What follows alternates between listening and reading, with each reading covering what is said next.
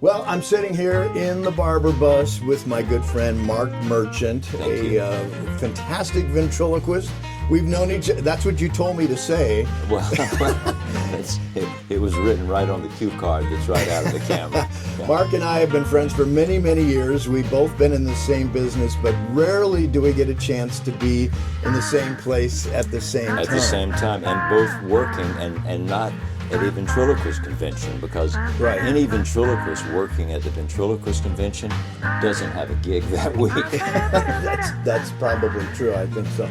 Anyway, we are down in the Rio Grande Valley of Texas, where there's lots of places to perform, but it's a little different kind of a circuit here, isn't it, than other areas of the country? Than especially other 55 and over active communities. I've done a lot of these shows in Florida, and it's always a set fee. You show up, you do your show. I guess they're charging ticket prices, but you know what you're going to get. These are basically, as we say in showbiz, these are a four-wall. I don't know why they call that, but we are the producer, the director, the booker, and the entertainer. And the entertainer. And the roadie. And speaking of that, we're going to both bring a couple of our characters out to meet you folks here in just a few minutes, so stick around for that. That's the plan. My character, Alonzo, he was driving in from where we're staying in Chimney Park, and I don't think he's qualified to operate the golf cart, but he says he was coming. In a golf cart? That's a long drive. That's... It is, and down Military Highway, but he says he's going to make it. Okay. Is he going to play a few holes along the way? Never mind. Let's get back into showbiz here a little bit. So you've been a ventriloquist since about age 10? 1964, about the same. You started, I believe, when you were 10. I started when I was 10 in 1970. Ha ha. And yes. Do the math, folks. Yes. Mark's my big brother. He will always be younger than me. Yes, but we both qualify for Social Security at this point. That is true, and Medicare.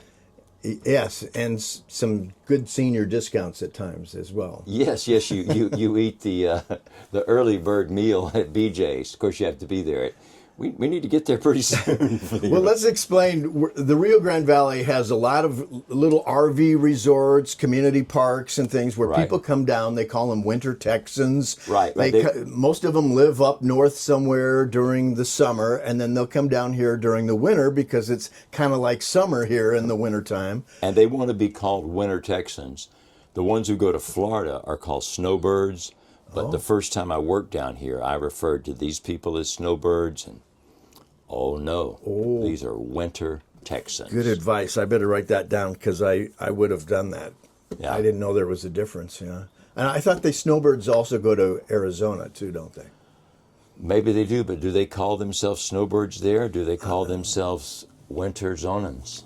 Winter zonans. Winter Arizona. I don't know. I'll start spreading that around. Maybe you've coined a new phrase. Maybe so. I've only worked in Arizona at conventions. I haven't worked that market, but you have worked that market, correct? As far as RV. Not in the RV resorts in Arizona. I have in Florida, but not in Arizona yet. But both of us have been involved in the cruise lines, USO shows. Yes, I love that in your show that we both had opportunities to do that, and I don't know about you, but that was a real light bulb moment for me.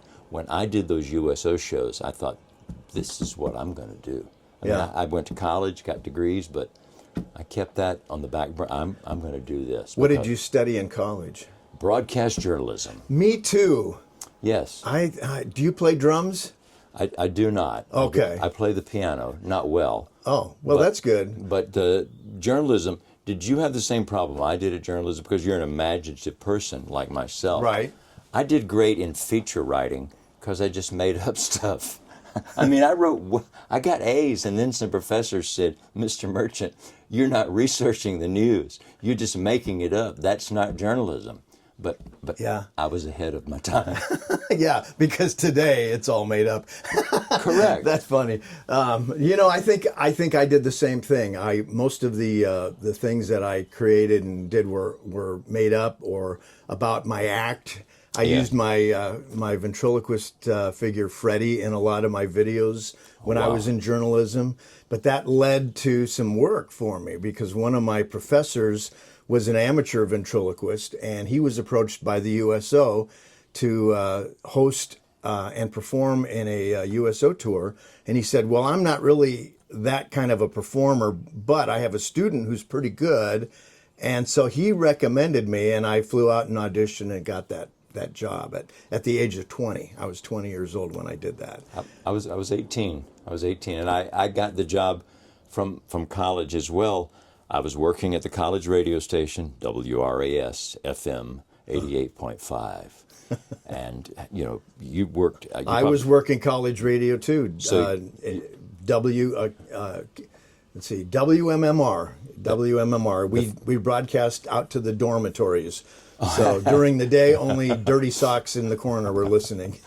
Howard Stern once said about college radio that you would have a better signal if you just stood on top of the college dorm and yelled. I think so. It was a lot of fun. And back then, Prince was just coming on the scene. Oh, well. And one of my best friends at the radio station went to high school with Prince and knew him. His real name is Rogers Nelson. Prince Rogers Nelson. Wow. Roger with an S. You're talking to a major Prince fan. Yeah. And Prince was always the first to do everything in his class. The first to play guitar, first to grow his hair long, first to do everything. And he was always an original, as you saw in his whole career. But so we played a lot of Prince songs just as they were coming on the national scene. See, you had better... When I was doing college radio, when I started in 1972, it was all progressive rock, and they didn't want anything that even sounded commercial. I'm not sure they wanted people to listen because it was a cacophony. But I got the USO tour because the program director, Carl Hayward, said, Mark, you need to learn how to record PSAs, public service announcements, because your college station didn't have commercials. Well, we did commercials. We did have, I did several commercials for Kinko's Copy Center. And Wow. There was a pizza place I did commercials for. Yeah, we did have commercials. I don't know why. Wow, because somebody got the money. Our college... It's Minnesota, remember? Yeah, it's probably a daycare center with no children. But anyway, Georgia State Radio, WRAS, it was all paid for by the Student Activities Fund. Now, as a radio announcer there, I did get a small salary in my first quarter. I got like $1.75 an hour, which helped. But Carl Hayward handed me the copy of a PSA. He said, Mark, I want you to get in there in the production room, record this PSA and make it sound good. It was a PSA from the USO. Atlanta Talent Search. The USO and the city of Atlanta were sponsoring a USO show called a Georgia Jamboree. And they opened it to college students throughout Georgia. Right. The big audition was held in Atlanta, Georgia at a nice theater. And I read the PSA, but I also thought, I'm going to audition for this. And I did. And it was, when I auditioned, it was like a telethon that it may still be going on, that never ended. They didn't keep people to their time. In fact, I still have the program, Jim, and my dad, God rest his soul, he wrote notes on the program to my mother, Peggy, this is ludicrous. Why don't they let people be aware of their time? Because you're only supposed to do 5 minutes. Yes. And some people were doing 50 minutes. Oh. But the winner, the top prize winner, with all modesty, was me. I did a little bit of magic and mainly ventriloquism. And the judges were all military people. And I did a joke as ventriloquist. You know the Jimmy Nelson albums. Yes. The first one and the second one. The second one has some stuff that was live. And there's a joke right out of that Jimmy Nelson album. I said to my puppet, Snerdley Covington, that was I bought from George Schindler. It was actually a Pelham puppet with kind of wild hair. And I said, well, what do you see out here, Snerdley? He said, oh, I see a lot of windy soldiers. I said, windy soldiers? He said, yeah, draftees.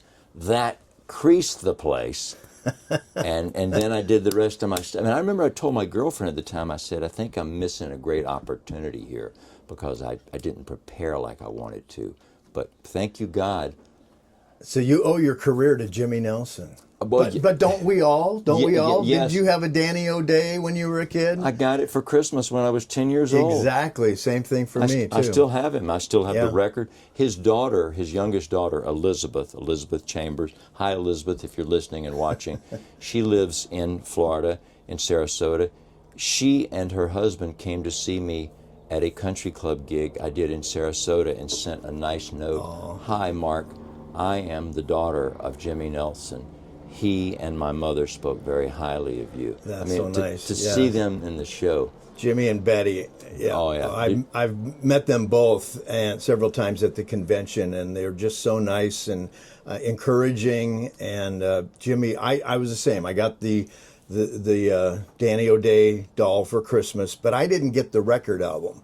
So I didn't have anyone to teach me how to do ventriloquism. So I went to the library and I found a book by Daryl Hutton called Ventriloquism, and I taught myself through that book. But this is the truth. I got the record, and it had the little booklet in it, but I did not get. Santa Claus didn't bring me a dummy until the next Christmas, because Santa Claus associate, my father Sherwood, said Santa Claus wants to make sure that you're going to practice this ventriloquism.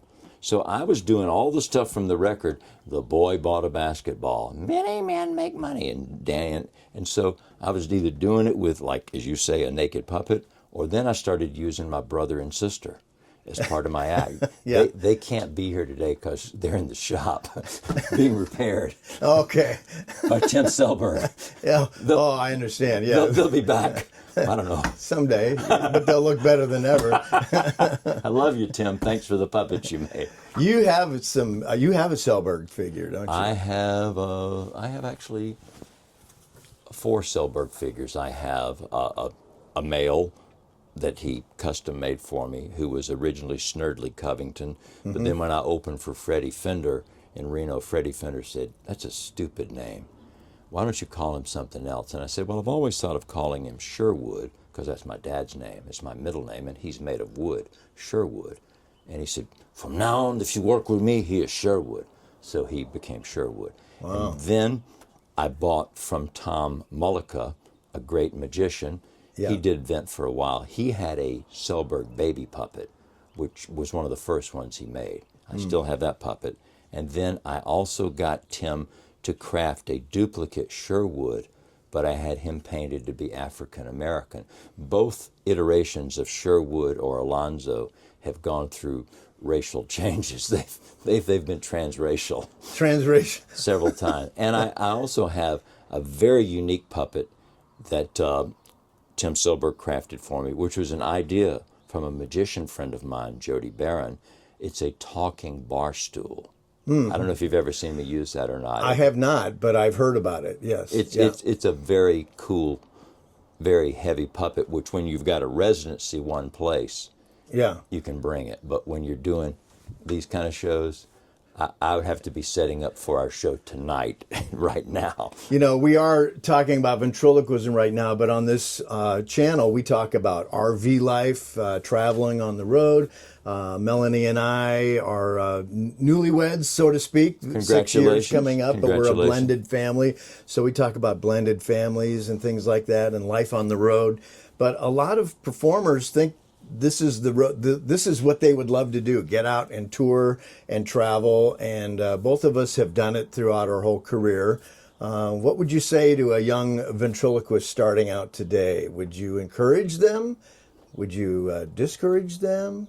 I would encourage them with the caveat that I would say, make sure you've got an act worthy of appreciation from an audience. Don't just get 20 minutes of joke book stuff. You know yourself. Yeah. Every time you're on the boards, those, like Malcolm Gladwell talks about, those 10,000 hours, it gives you assurance. I would say, first of all, get an act. And then when you first get on the road, it's not all glamour. It's sometimes check engine lights come on cars that are 15 years old, and you get to the hotel and the shower doesn't work, or you get to the gig and they're like, we didn't know you were coming.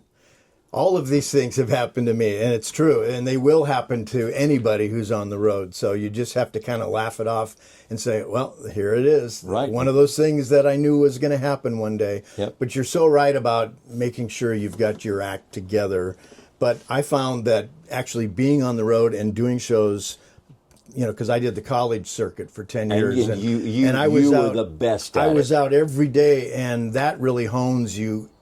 Because when I started, I didn't have that great of an act, and it was very disjointed. But the more I did it, the bad things that didn't really work kind of drop away, and you come up with some new bits, and it gets better and better and better. And so I would say to somebody, the same thing. If you want to go on the road, first of all, make sure you've got enough work out there to cover your expenses, because it can be expensive.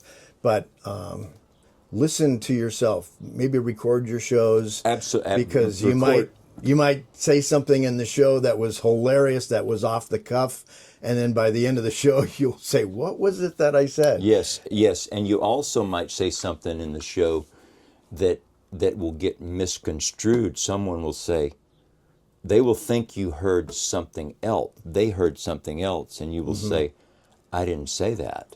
And they'll say, well, I heard it. And then you've got a backup. I mean, way before these ubiquitous iPhones, I've always used a little cassette recorder, and I didn't put it in the house. I put it on the stool right next to me in the pulpit, because I want to hear what the laughs sound like. Mm-hmm.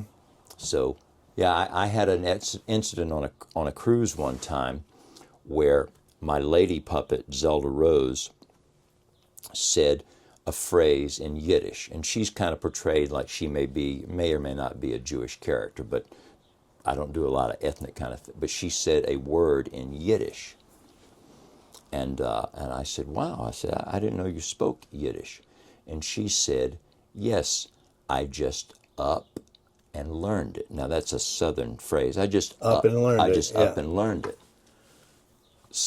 And I know this is rated G, and you and I are both people who don't use bad words, but several people in that audience said, Mark, I can't believe you said the F word in your show.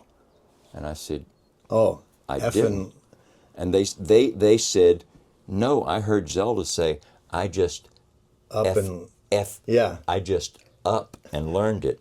They heard I just F and learned it. And then when I listened to the thing, I said, oh, well, from the back of the house. So I decided, I'm not going to say that phrase on stage anymore, because I don't want someone to think that I'm saying that word on stage. Right, yeah. So, yeah, record your shows. And I think when I was on Landon Harvey's podcast, young, very up-and-coming ventriloquist and figure maker, he asked my advice for a new ventriloquist, and I said, practice. I don't think ventriloquism comes as easy as people think. And I think, and by the way, your technique, your lip control is excellent. And I think some young ventriloquists, they don't worry enough about that. And I've heard some people lecture about ventriloquism and say, oh, it doesn't matter if you move your lips. Well, it does. Well, they've seen ventriloquists like George and Otto who, the act is a bad ventriloquist with a really nasty character, And he did the Letterman Show, the second Letterman. And it was funny, but it doesn't mean that everybody can pull that off, No, that was him, and that's because he was a New Yorker. And I thought his 6-minute set was pretty good. Yeah. But there's nothing more unfunny than a unfunny ventriloquist whose lips are moving at the same time. It's Yes. And I've seen all kinds of ways that people will during the pandemic, a lot of people just wore a mask and then would just talk but leave the mask on and there were a lot of new ventriloquists during the pandemic. During the pandemic, when I finally started working again, I would go on stage wearing a mask, and my character would wear a mask. Yeah. It wasn't one of the animal characters, it was Zelda. And I would just start the act. I did the same thing. and she would be dead, and then she would say, you are the best ventriloquist I've ever seen. Yeah, and people laughed at it too because they could identify with it. They've all been through it, wearing the masks and things like that. We talk about ventriloquists moving their lips, and I know you've been on Letterman, and I am not worthy. I mean, I think that was Jeff Dunham name dropped me to the producers there, so I have to thank Jeff for opening that door for me. But it was a great opportunity, and it almost didn't happen the first time I was going to be on. They called me right before and they said, we were going to have you fill in for Jay Johnson. He's opening his show on Broadway and he doesn't think he can do the show. And then the night before I flew out to do the show, they called me and said, Jay's going to do the show, so we aren't going to have you on the show. But they said, if we do it again, we'll have you on. And I thought, well, they'll never do another ventriloquist week. But they did. Because and it wasn't very long afterwards because it got great ratings. People loved it. Yeah. And you can tell there's this resurgence of popularity with America's Got Talent. So many winners have been ventriloquists. And it's like one of the oldest art forms that you're going to see, and they're competing against these dance troupes of 30 people doing all kinds of contortions and things. But the ventriloquists and the puppets, people still like it when it's done well. Right. Todd Oliver was a finalist in the 2012 year. He was one of the wild, and I thought he was great, but he got beat by someone who was a sand painter. And I think they're working at a different park. Well, you never know. I mean, this business, you can never, things will happen out of the blue that could be really good for your act, and it's something you never expected. Or the same thing can go, you think this is it, this is going to be my big break, and then nothing happens. Yeah. But I think Jeff dropped my name for Letterman too, but he said, you don't want him. No, he didn't say it. I don't think so. my Letterman story, and it is applicable to ventriloquism. Cindy and I got tickets to a taping of Letterman in 1992 when he was still on NBC. Mm-hmm. The way I got the tickets was Irving R. Levine, the famous economist person for NBC. He was a guest on a Royal Viking ship on which I was working. And I had seen him on Letterman, and Letterman told a great story about how when Irving R. Levine would read the New York Times, he would wear white gloves because back in the day, if you read the New York Times, your hands looked like you'd been handling coal. Yeah, all that ink would come off. Irving R. And so I said how much I enjoyed his lecture, and I said the story that he said, oh, well, you're a fan of Letterman. I said, yes. He said, he was very kind to me. He said, sometimes he can be acerbic to people, but he was very nice. And I said, seize the day, I said, Mr. Levine, I said, I would love to go to a taping of David Letterman. He said, I can arrange that. I got off the ship 3 days later. My phone rings in Atlanta, Georgia.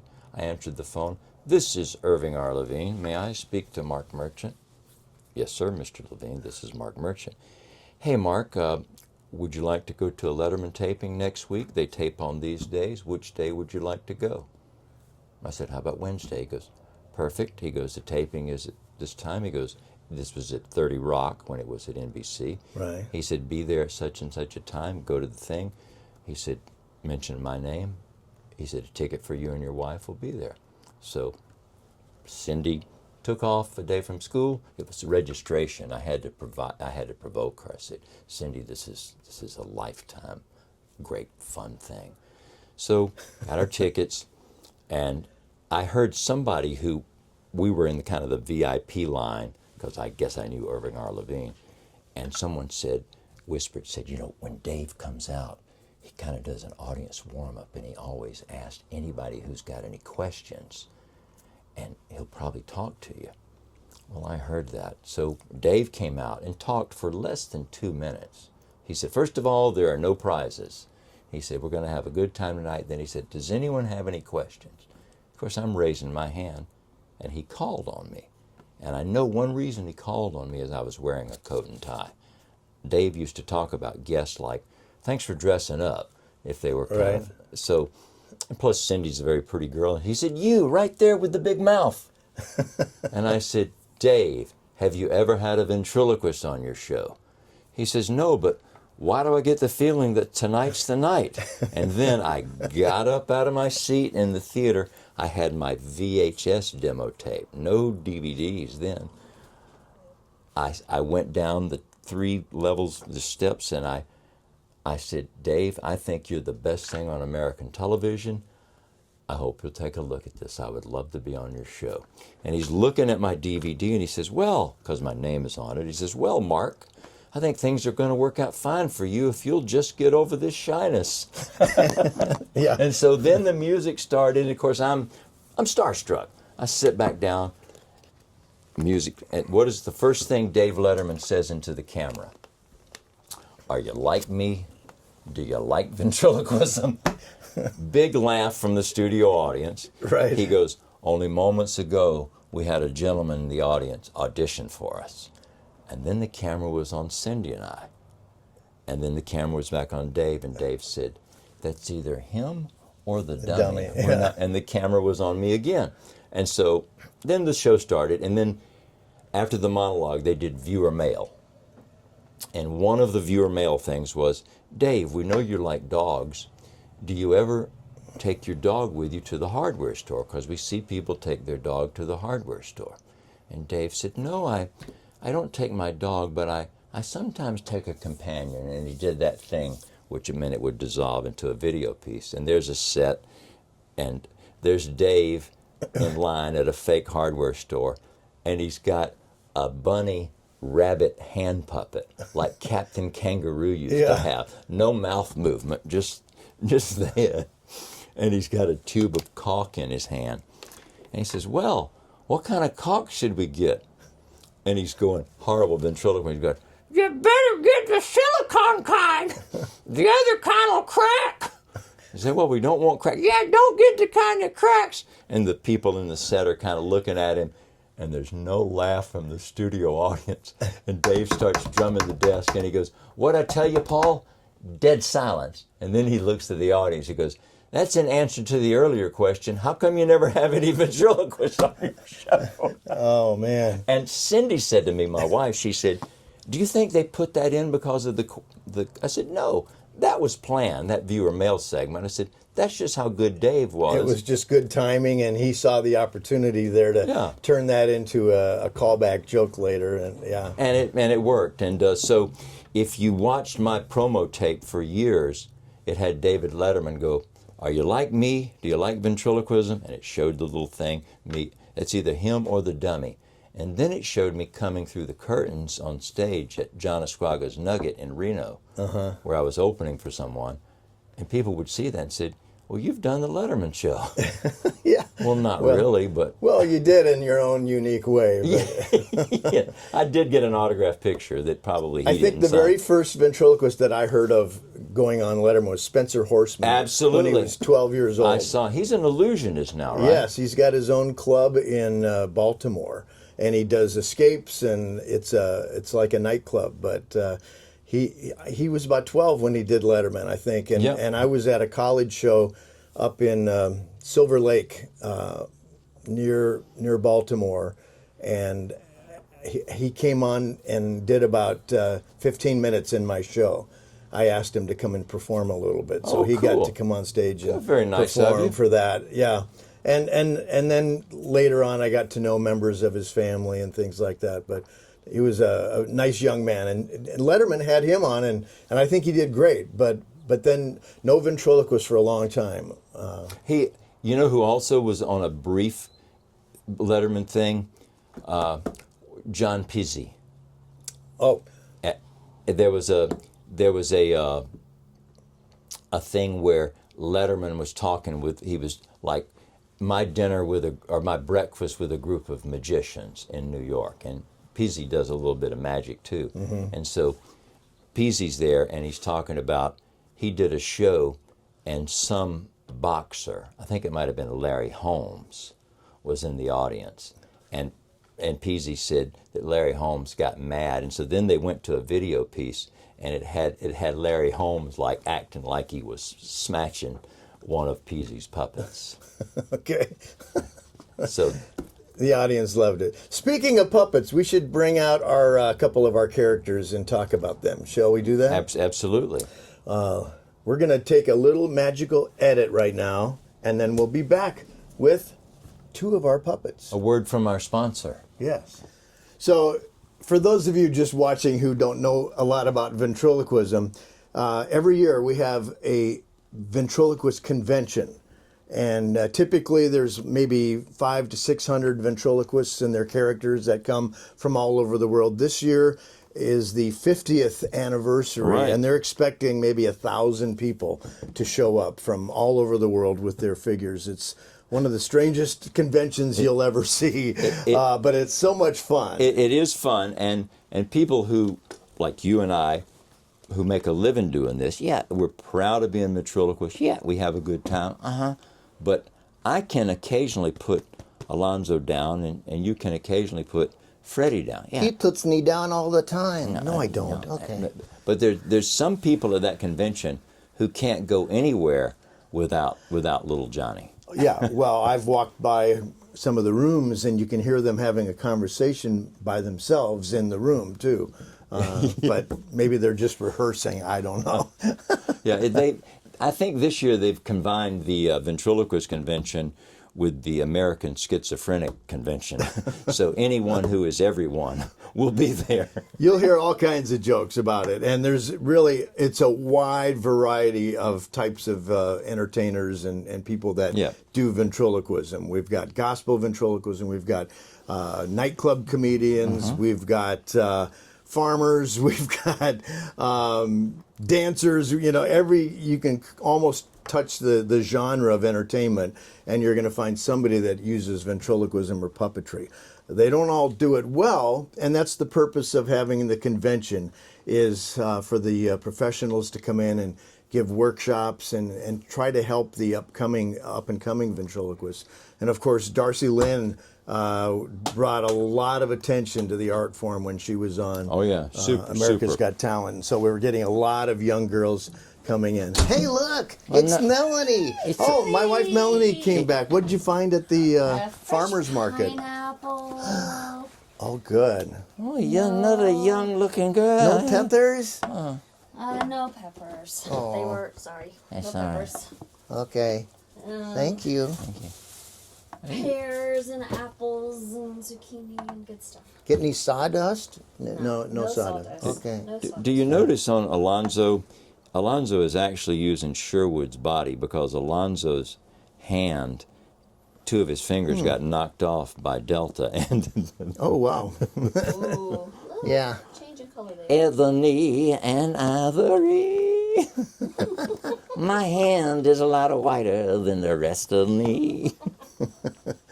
Have you, with as politically correct as the nation is these days, have you noticed a difference from when you started using Alonzo through the past few years? Absolutely. And sadly, and other ventriloquists who are white like me, who happen to have... You're white? Yeah, Okay. I know. Never mind. No, I'm not. You're translucent. Yeah. The sun reflects. But it's generally uptight white people that get upset about this character. I've done shows at black nightclubs. I've done shows for black organizations. And I'm not saying that there might have been one person of color who didn't care what I did or didn't like what I did, but I don't do racist jokes. Yeah, I mean, I talk about what's going on in the world. So yeah, Right, it's more difficult. This character and my Chinese puppet, Wingtip Shoe, sometimes get pushed back. When I did a show at a comedy club in Savannah in December, it's called Club One. Most of the time, I kid you not, it's a drag club. But it was a comedy club that night, and I'm doing Zelda Rose. Owner told me that there was pushback from some of the drag performers because they said I was making fun because Zelda is not a real woman.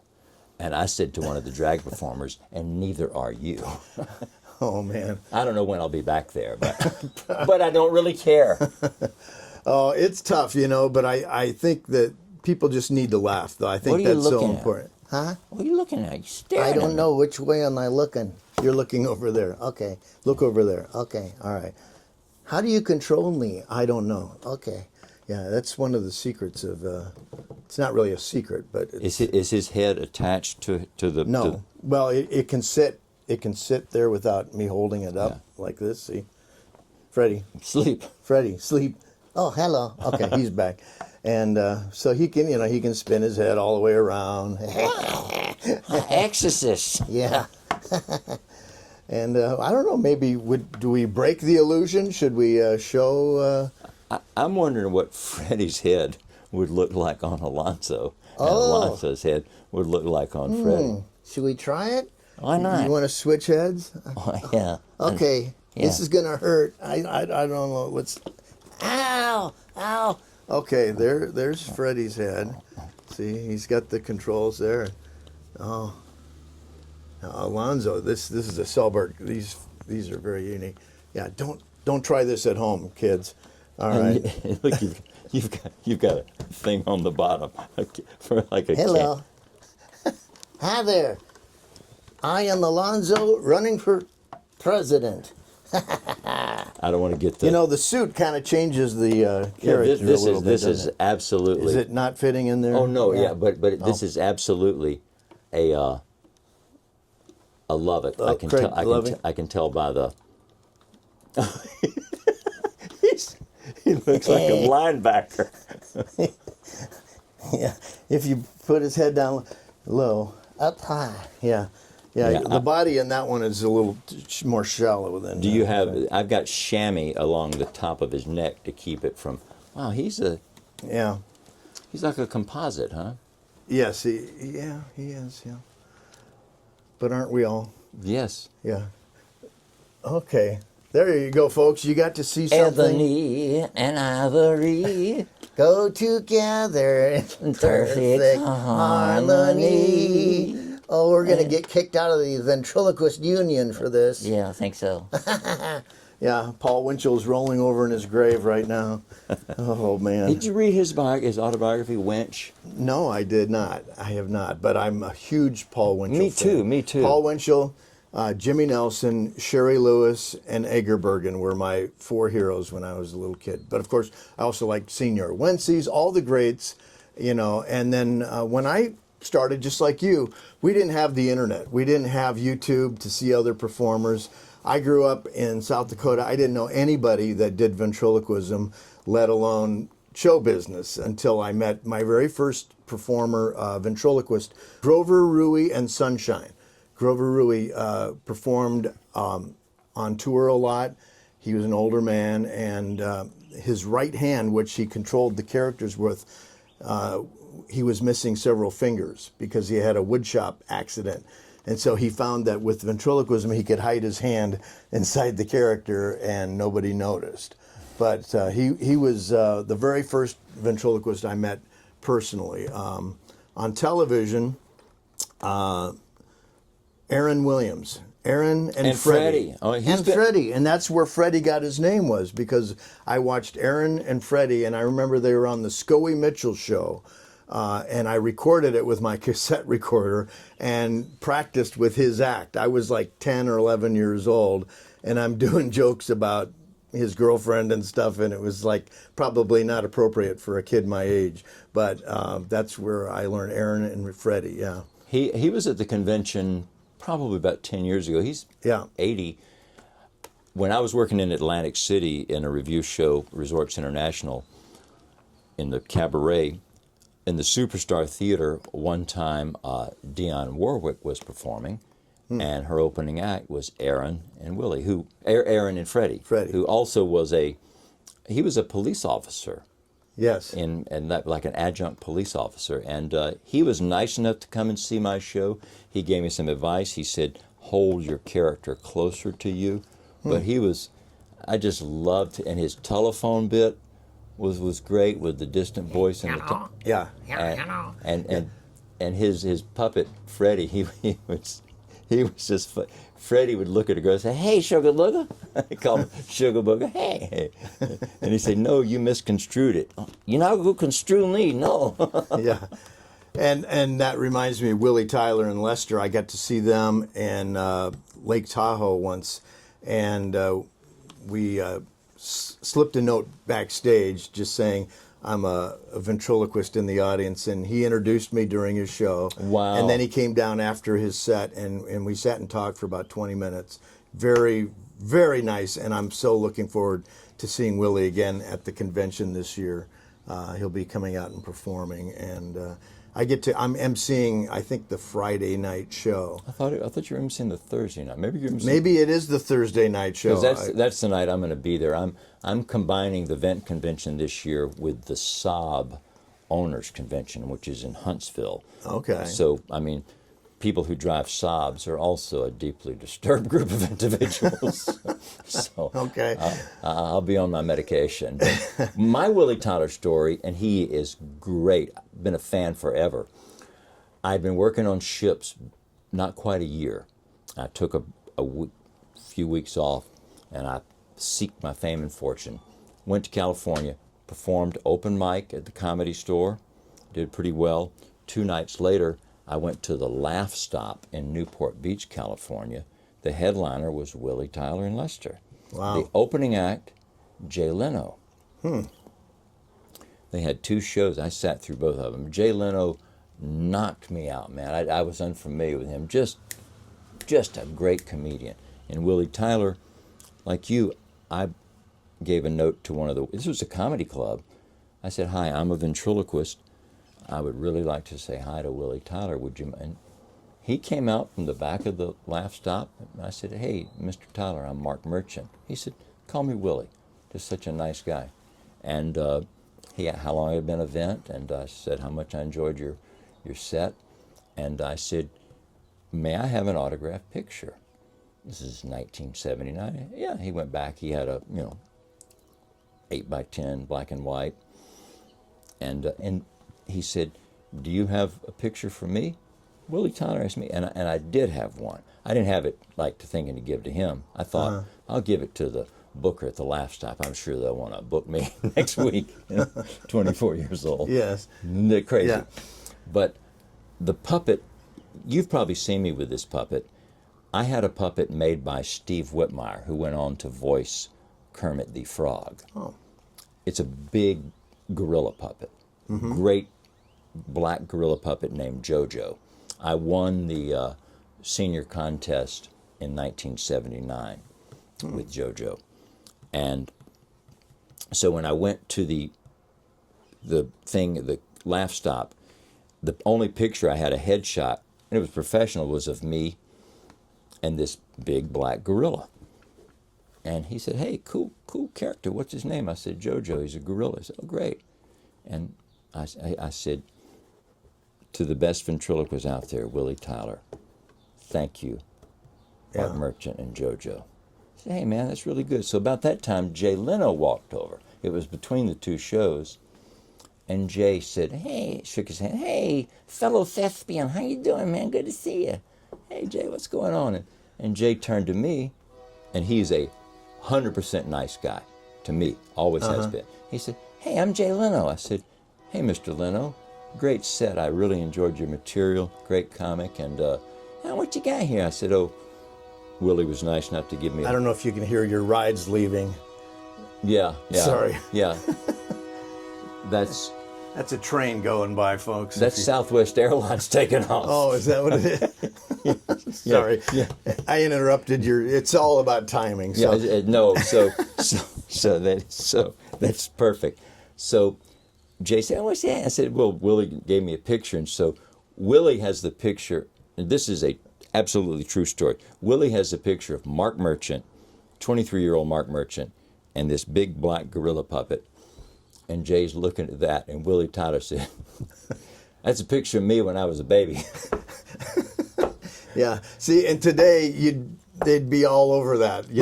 But it was he was making a joke. He said it. Yeah, about himself, and everybody laughed. But there's somebody doing a documentary about Willie Tyler, and they contacted me. Oh, great. And said, "Do I have any great Willie Tyler stories early?" And I told them that story. Oh. And you can guess that they said, "No, we're not using that." I'm like, "Oh, did you ask Willie?" Yeah. Because I remember at the Vent Convention in 2014, I mentioned it to him. He said, "Oh, yeah." I said, You got to handle things with humor. Willie Tyler, one of the first conventions I saw him at, someone in the audience, a white guy, stood up and said, "I'm ashamed to admit it, but when I was growing up, I was a real racist and blah, blah, blah." And Willie Tyler said, hey, man, I'm just an entertainer. I'm not here to change the world. Let's not talk about that stuff. It's old news." And everybody started clapping. Because let's not virtue signal about stuff that happened 1,000 years ago. Right. I try to get along with everybody. Even you. Yeah. He's comatose right now. I don't know what's going on. I got on a cruise Oh, ship. your hand's up here. That's why. Wouldn't it be cool if he started working? Yeah. I got on a cruise one time, and I'd taken him out to do a show at a library in Alaska, and I had to put him through the metal detector. And he's like, "I don't want to get in there." Yeah. No, I'm going to get x-rayed. They can see my internal organs. When we were talking about these ventriloquists, I have to also mention Clifford Guest from Australia. Oh, what a great ventriloquist. And I got to see him when I was doing the USO tours. We were in Los Angeles, and this was back in 1980, I think. And the It's Magic show, Milton Larson's It's Magic show was live. And so we went to see the show. And I saw Clifford Guest, and he did polyphony. He did this baby cry sound and all sorts of sound effects. And it was just amazing. And so he was the inspiration for me to go home and start working on my baby cry, which became my baby character that I do today. And it's great. And it's years great. later, I got to introduce Clifford on the event. Well, we performed together on one of the shows at the Vent Convention.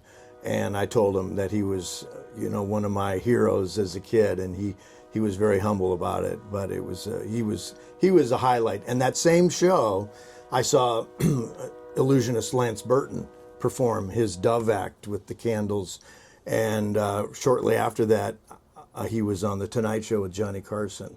And then last year, about a year ago, Lance actually had me go and do a couple shows with him on the road with his Lance Burton and Friends show. Cool. To Canada. We did a Windsor Caesars, Ontario Very club up cool. there, and another theater during a blizzard. We drove in his purple bus through a blizzard.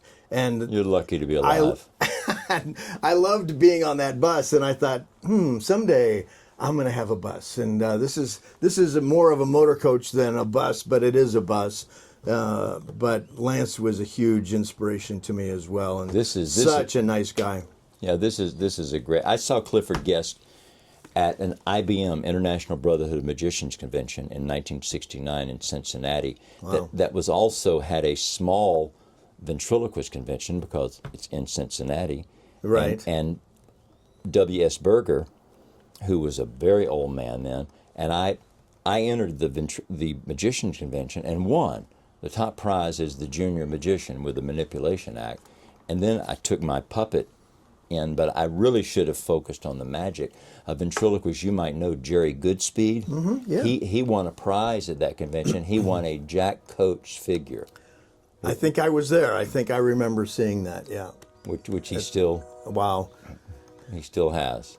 I have so many, when I think about the Ventriloquist Convention, so many people that I've met. Jay Johnson, of course, I used to watch him all the time on Soap, and he was a big impact on me and such a great guy, and we've become friends. And in the world of business and ventriloquism, Dale Brown stands out as being such a mentor to me in marketing and things that I've done in my career, but as a good friend as well. Dale is a great guy. Dale and Mark Wade. I've known so many people at this convention, and it's going to be fun to go back and spend some time again. Mark Wade, I took advice from his lecture about school shows. Did you ever do elementary or high school? I've done a few, but not like Mark. Okay, but I've done a few, and then the restraining order got put back in. I'm not. It's a joke, folks. It's a joke. Yeah. I like children. I have the heart of a child. I keep it at home in a jar. That's a Barnaby joke. But Mark, if you've stuck with this interview that long, that probably didn't affect you. But yeah. So, Mark Wade had a bit in his school show lecture that I I took, because it was a lecture, I would do a contest at the beginning of a school show. See who can clap the loudest, the boys or the girls, the boys or the girls. And then, you know, that would get the audience going. At the end of the show, I said, we're going to have another contest, and this contest is going to involve a prize for the quietest class. The show is over. It's time to take that energy, go back to your classroom and learn from your teachers, Mrs. Simpson, Mr. Collier. All these people have been nice enough to bring you. So as you are dismissed, not a word spoken, not a sound, and the quietest class will get a prize. And I never cleared this with the school or anything. I would just say this. But when they marched out of there like they were escaping the Walking Dead, those teachers would come and say, "This is the best school show we've ever had. You control the kids," you know? Yeah. So Wow. that was a tip from the Mark Wade thing. Yeah, Mark he's a guy. Clifford Guest, when he wanted to put the dummy in the suitcase, he starts running and run across off, the stage. Yeah. And Bill Boley kind of. And Jeff, I've seen Jeff do that. Yeah, Jeff. You know, Jeff told me that he got that idea from Clifford Guest. Yeah. It's so fun. Thanks for coming and chatting a little bit. We could talk all day, but then people would start tuning out. Yeah. Can we mention the show tonight? Yes, because it will have happened already. Yeah. Okay. Let's do it. I'm staying at Chimney Park. I don't have a bus. I have a car. And Chimney Park is the only RV park in the Rio Grande Valley that actually is behind the border wall, because it's right on the Rio Grande River. And there's a lot of border control activity, Coast Guard activity, and they're very friendly. And so I have volunteered to do a show for the Border Patrol and Coast Guard. Hopefully we'll have about 100 people. It's a free show, and my good friend Jim Barber is going to come in at the end of the show. Can I tell him what it's going to be? Sure. As you know, Jim does a great Donald Trump impression. In fact, I'm here to tell you that Donald Trump is not the president. The president is Jim Barber. Right here, Mark Wade. Are you Mark Wade? Yes, Not today, I'm not. I don't have my red coat. Maybe we can show a little clip of that after we do the show, through the magic of editing. We can. Yeah. Freddie, man, and I love your tie, man, and nice suit. Thank you. Hey, I'll tell you, I get no respect at all. When I first started working on cruise ships, and I had my mayor figure, actually a Craig Lovick figure, Snerdley Covington. Dale Brown had the same. The catalog name was Chester. Yeah. He's in the Vent Museum now. He didn't have much of a jaw. When he opened his mouth, it was like it disappeared. And my girlfriend at the time had made a custom-made jacket for the puppet, and it was all hemmed up nicely in the back. This is the truth, I had a Korean room steward named Mr. Kim, and I had hung the jacket up because I used to leave the puppets out in the chair. I didn't want to put them in the suitcase. And I came in one time and I couldn't find the jacket. And I thought, and I said, "Mr. Kim, my puppet's jacket." He goes, "Oh, I fixed for you. I fixed." He went and got it out of his locker. He was also a tailor. He had sewn up the back. He had sewn it up very nicely. And, you know, he did such a good job. I gave him a $20 tip, and I just didn't have the heart to say, I need that. That's an absolutely true story. So you spent the rest of the day unstitching his stitches. And I never hung it out anymore. So that's funny. Yeah. That is great. And you handled it so well. You didn't make him feel bad. You thanked him and tipped him.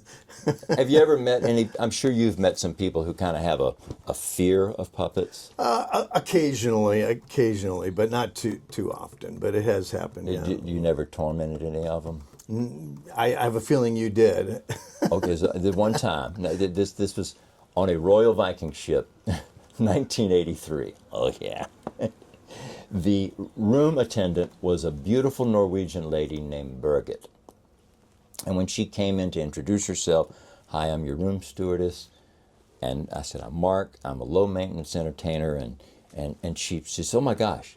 And I had 2 puppets, a boy puppet and Zelda, and a rabbit puppet sitting on a little couch. She said, I don't like puppets. And I said, she said, maybe you could keep them in the suitcase. And she was serious. I said, yeah. Well, again, I was 29 years old at the time, and I should have known better, but one day, about a week into the contract, and it was a puppet like this. It wasn't this. I didn't do it. It wasn't you. No. I got under the bed, and I had this puppet sitting on the floor with his back against the bed. And I'm under the bed, and I had the makeup room sign on the door. And he started. And she came in, and she's like, but she just saw I was there. But suddenly, he goes, "Hey, Margaret, what's going on?" She screamed. She screamed. About 2 minutes later, the phone rang. It was the cruise director, Ray Avon. "Get up here in my office right now." Oh man. and I had to apologize, and I mean, I still worked there, and we ended up being friends. But the Royal Viking Line, Ron Lucas, one of the greatest ventriloquists on earth, yes, he worked there before I did, and they gave him an inside cabin one time, and he said, "I can't take an inside cabin." And then word went around the campfire that Ron Lucas was nuts because he and Buffalo Bill were having fights. And Ron Lucas told me on the sly, he said, "I wasn't having fights. I was just making stuff up because I wanted an outside cabin." Oh. So, they're remaking the movie Magic. No. Yeah, seriously. Oh, you can't get any better than the original, Anthony Hopkins. No, I saw a clip of Anthony Hopkins on the Cavett Show from years ago, and Anthony Hopkins actually did. I didn't think he did any of the ventriloquism. He did the ventriloquism in that movie. Yeah. I thought it was Dennis Allwood that did it. Well, from what I understood, it was him, but I don't know. Now I'll have to research it. But did you read the book Magic? They're going to make a remake of me someday because I'm getting that old. So no, you're just getting. You're like a wine. You're getting seasoned. I forgot what I was saying. Anyway, yeah. It comes with the age. Yes, it does. Great to meet you, Freddie. You were sensational in the show the other night. Very, thank you. Yeah. Very touching part of the show here. Yeah, thank you. Yeah. What did he do? It's called fist bump. Okay. All right. He didn't know that back when in the day, Yeah. Hi.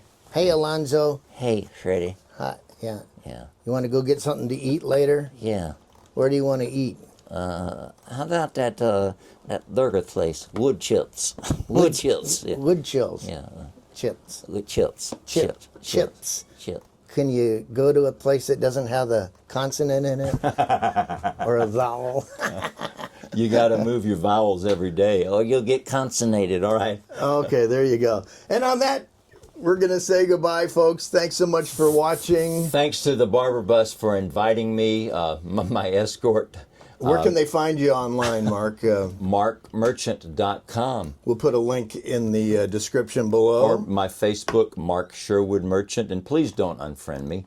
Please. It's all for fun, right? Yeah. I'm just trying to get laughs. I'm all about this for laughter and love. Ventriloquism paid my way through college. It's taken me around the world like 6 times. And it introduced me to the beautiful lady to whom I've been married to for 38 years, and I believe it introduced you to your wife. It did. Yeah. It did. Yes. So 2 out of 3 ain't that. No. Yeah. Marriage is great. Yeah. Are you married? No, I'm happy. Okay.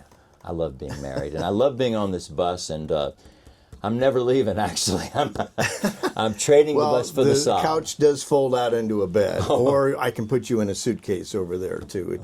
But then you got to ride underneath in storage. Good. Okay. Good. Now you know how I feel. Bye, folks. Bye-bye, Thank you. everybody.